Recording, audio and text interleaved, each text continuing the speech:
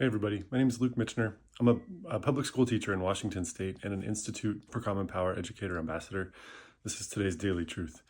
The Institute hosts a banned books club. We meet about once a month to talk about books that have been banned or challenged across libraries and public school settings, etc., all across the country. And just this last week, we met and talked about this book right here. All Boys Aren't Blue. This is an incredible book. First of all, pick it up and read it. But it reminds me of a couple of things. And right now, the truth is that schools are facing challenges from a number of different fronts, and one of them is legislative. There have been a number of efforts to create what have been called Parents' Bill of Rights bills in schools. These bills often include provisions for curriculum review, provisions for communications between schools and parents about things that their children are experiencing in schools.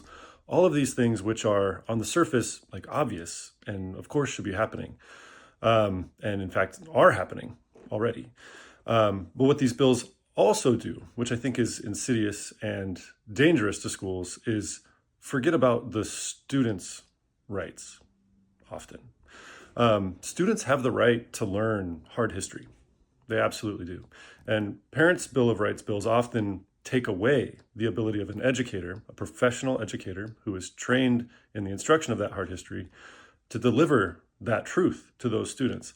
Parents' Bill of Rights bills often also require schools to tell parents if a student has come out, if a gay student or a trans student has expressed questions about their gender identity in school, etc.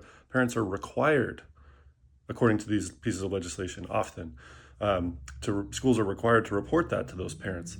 And as we've learned in books like this one, and probably one of the reasons why it's being banned in so many places is that students need places like schools to learn some of those hard truths and to be their true selves in their gender expression or in their sexuality, because they might not have that space somewhere else that's safe.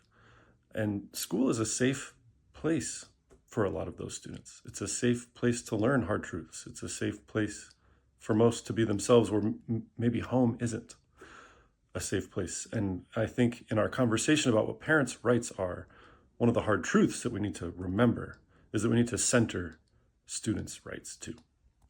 Thank you.